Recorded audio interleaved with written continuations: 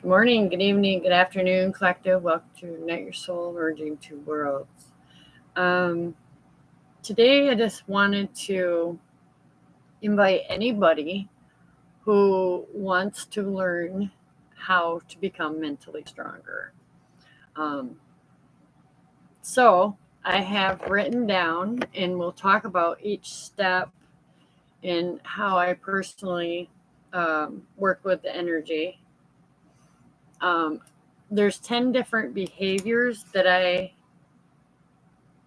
well, there's a lot of behaviors that I've changed, but these are the main 10 um, that I display and I use every single day as a daily ritual, right? So, because we're always embracing change that is inevitable, that already has so much momentum from the way we think, all right, already about ourselves, our inner dialogue and stuff like that, and then how we think about the world in general and everyone around us.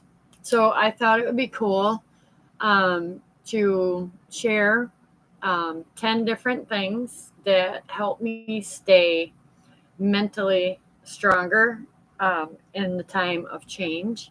So when we're trying to embrace change, it can be really hard for someone that doesn't have self discipline.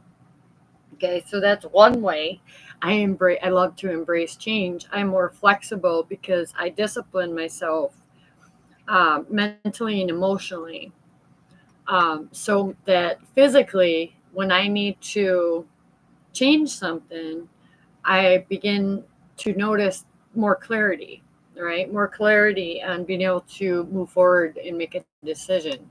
So when it comes to embracing change that is inevitable, I just kind of let go of expectations of how that change is going to happen, when it's going to happen, who it's going to happen with, and then I allow myself to just expect the unexpected. So that way I'm getting out ahead of it, right? It could be a horrible thing that shows up and I have to embrace it either way, right? So why not be ready emotionally and mentally? And that's how I become tougher that way.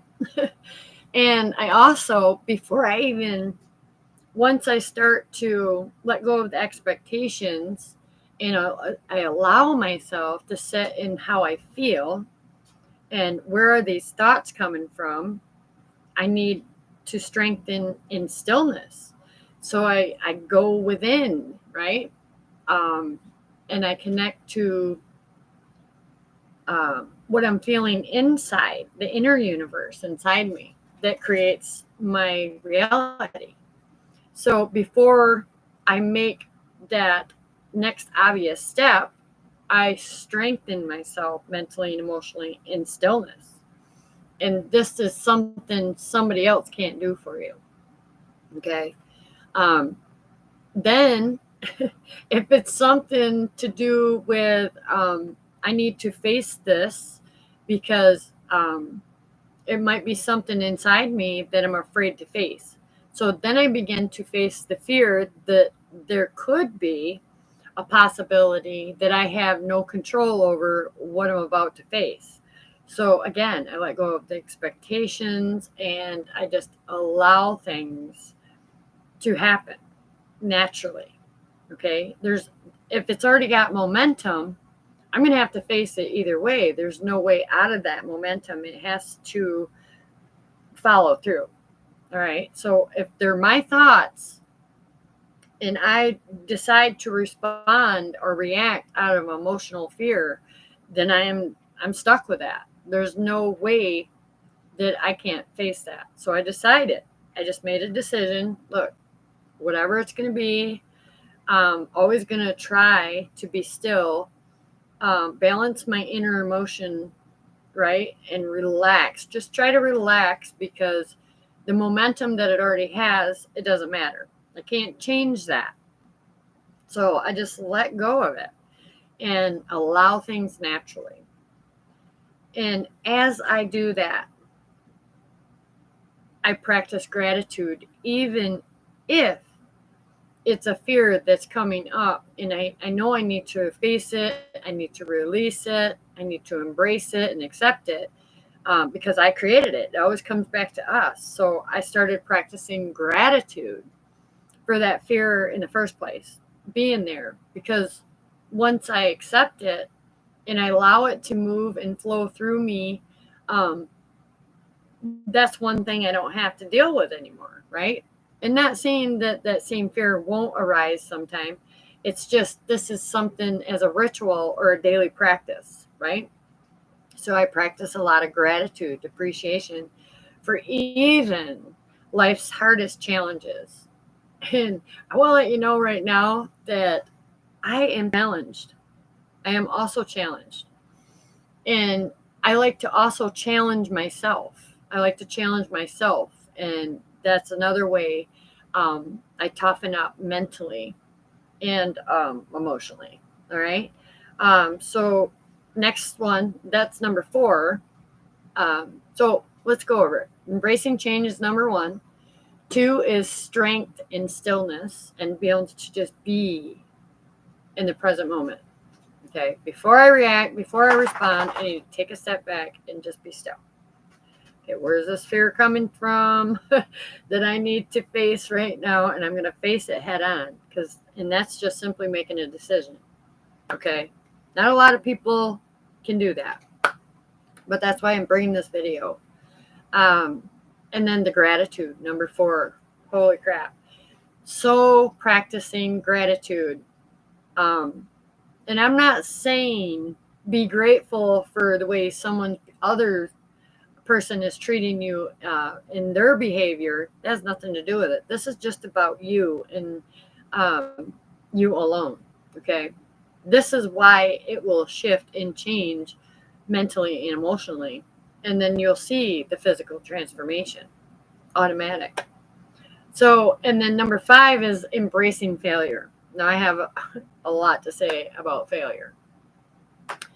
I don't believe in failure. I used to, because that's the way I was taught, and you probably have too, is, well, we just, let it go. I failed. It's a failed relationship. I don't have to do anything with it. And then when I look at it as failure, I see it more as, I failed. I'm not good enough. I'm unworthy. And then that old shit starts to resurface. And I just don't believe in failure. I believe if you get out here and you try and do your best with what you know currently right now, then you're doing your best. You're doing all that you know what to do in this current situation or in a relationship, right? There's no such thing as a failure, because that failure, as you're perceiving it as failure, it becomes so much more and so much bigger of a depression, being depressed and creating more anxiety. I just learned that embracing it, like the face and the fear head on, embracing, hey, I tried. Maybe it was just not the time for me. Maybe I was just off a little bit, and maybe I need to just take a step back and review how far I've come in this. Maybe it's something you're creating, some school, whatever it is. Like, get out. Get out. Sorry, my dogs. See? And that happens. That's life. Interruptions.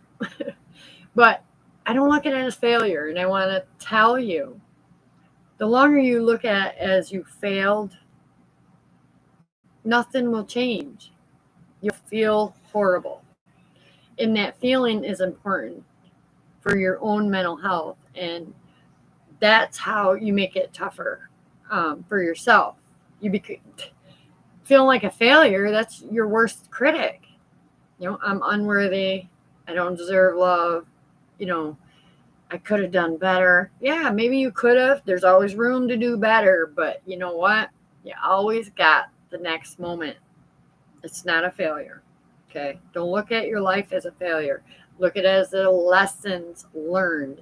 the red flags that we all missed in the past, we can now look at as, wow, I understand that now. I didn't fail. I just didn't have that correct knowledge or information to to transformation, right? In the mind space and how we feel. And then number 6, how I get mentally tougher and stronger. I keep putting me first, right? If I keep putting everybody else first, that's putting me on the back burner. So how is that helping me mentally, or even being able to stabilize my own inner universe in my emotional body of energy? So putting myself priority, all right? Self-care, self-love. We fill our own cup up first, and then we know that what we're sending out, we're going to receive back.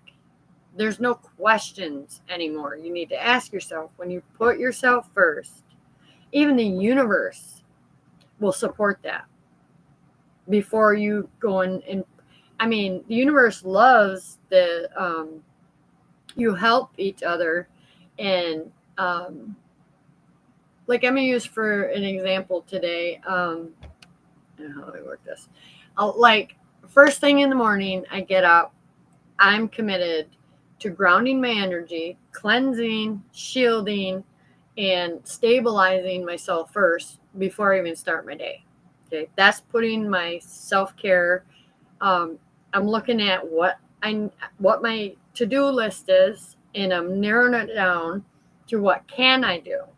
Okay, what can I do to put myself first before all the rest of the day shows up? That's really unknown. We have no idea, and we don't need an idea.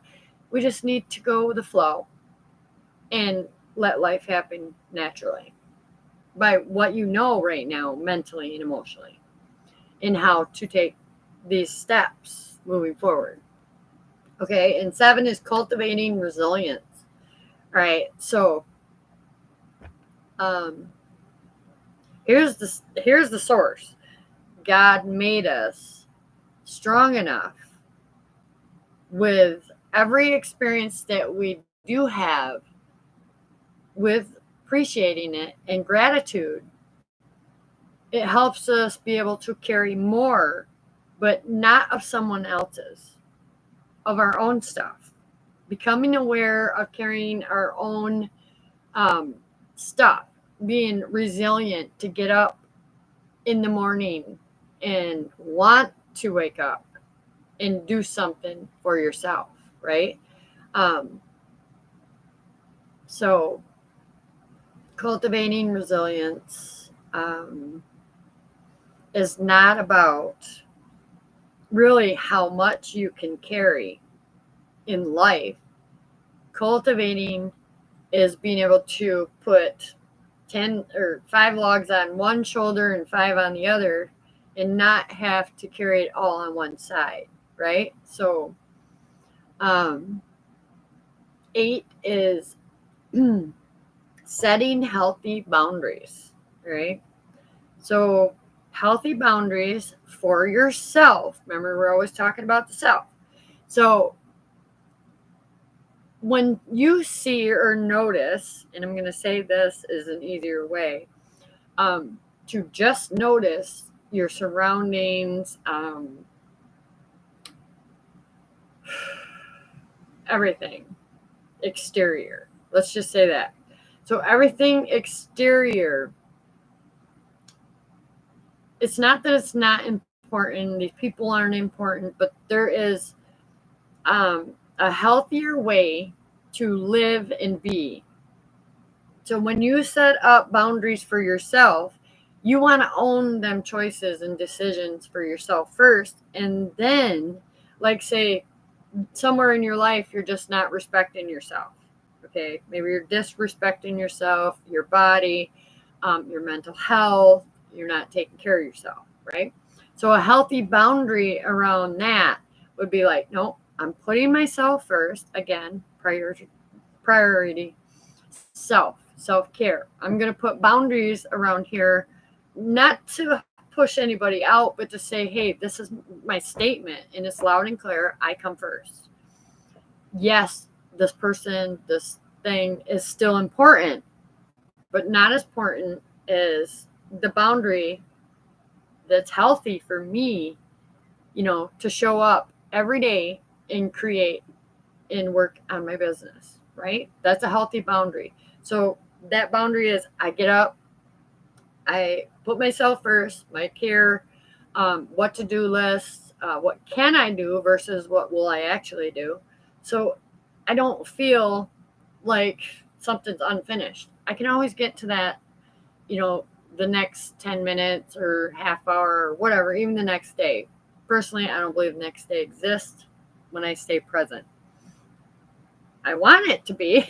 Don't get that messed up. But so healthy boundaries, I think you get the picture. Healthy boundaries around, your personal intentions. Okay. Everything is needed to have an intention, a focus, and attention. That is you. Healthy boundaries. So if I feel uncomfortable that, I'm giving this person a hug and they touch me where I don't want to be touched. Okay. I got another example. I was waiting to turn in some pop cans and bottles at the Walmart, right? All the machines were down. So we ended up having to wait forever. And they just continually was broken. So anyways, but there was this person there. He was a little anxious and obviously not aware of boundaries and personal space for someone else, right? Maybe doesn't have them up for herself. I noticed, and I'm really good at observing. That's what I do, is just notice and observe people's body language and movements, And I noticed that he was looking in other people's bags. He was interested and curious, and it resonated to him, the picture on her bag or whatever. But going in somebody's stuff, that is an invasion of personal space, energy, your auric field, everything. What happened about 10 minutes later, everybody else got out of there.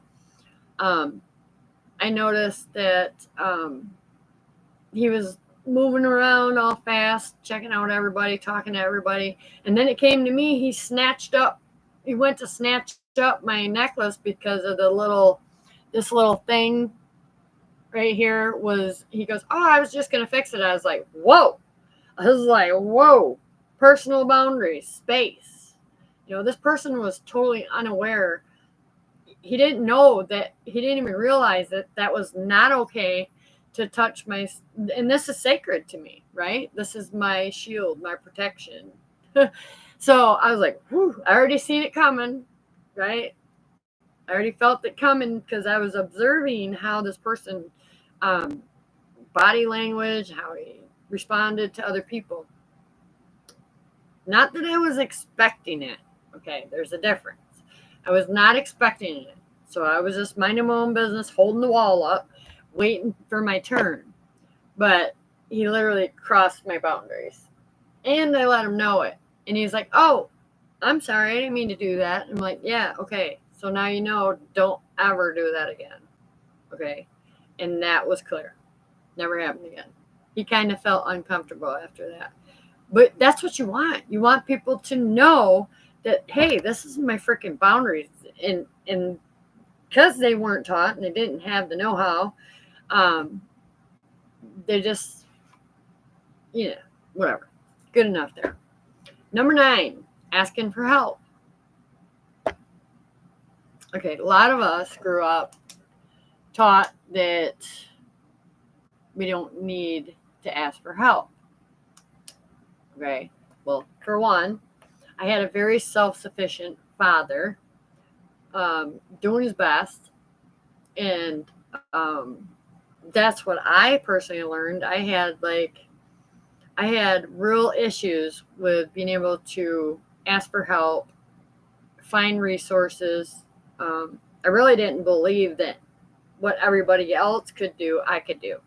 All right. So I learned that it's okay to ask for help. First, I go, as always, to Jesus. He goes to the Father. And there is a way, spiritually speaking, metaphysically, how I connect. I always go to the source first and foremost. If I didn't do that first, what would happen is somebody would tell me no, right? And then I'd feel, like, man, nobody cares, right? So I learned a way to ask for help. Like, hey, man, I could really use a favor right now. And this is what God showed me. I could really use a favor right now. And I'm in need of this. Could you help me? And just leave it there. Not, if not, it's okay. Okay, just leave it there. I'm in need of assistance with this thing or that thing. Um, I need help. Could you help me? That was the hardest thing for me to ever do in my life. But now, and why that is because I was the one that I believe that because I know my soul, I love being of service. I love being the one that gives and helps, right? So I never learned to ask for help in return. All right. I just was the giver, giver. I still kind of am, but I'm learning. All right. I'm learning as I go. Um, so asking for help and maintaining a positive outlook. That's how you do it. That's how you ask. Hey, man, I could really use a favor. It would mean a lot to me. If I would appreciate it. Okay. I'm already appreciating it before it's even a yes or a no, because other people, and the people, wait a minute, let me back up. So this is why I go to the divine first, right? I go to Jesus. Jesus, I'm going to need help, or my guides, angels. And I leave it to the universe to send that help that I'm asking for, metaphysically and spiritually speaking. So God will use spiritual people because other people are just not there yet, because there's challenging situations, like financially speaking, right? When you're going through a financial difficulty, you and your person, let's say, and you've never been taught that it's okay to ask for help unless there's some kind of exchange. And there should be an exchange. But personally, I learned, like, hey, I could, after I go to the source and the source says, yeah, okay, check it out. See how it works. That person will help me. Okay. Anytime other than that, you might as well hang it up. That's why I go to the source. Anyways, so have a positive outlook after you go to the source, right? And 10, last but not least, continual learning. I love to learn. This makes me mentally strengthened, knowledge-wise, and then I use it in my own life and turn it into wisdom for the collective. I do not ever not try something first before I bring it to the table, to the collective. So that's the 10, okay? 10 new behaviors,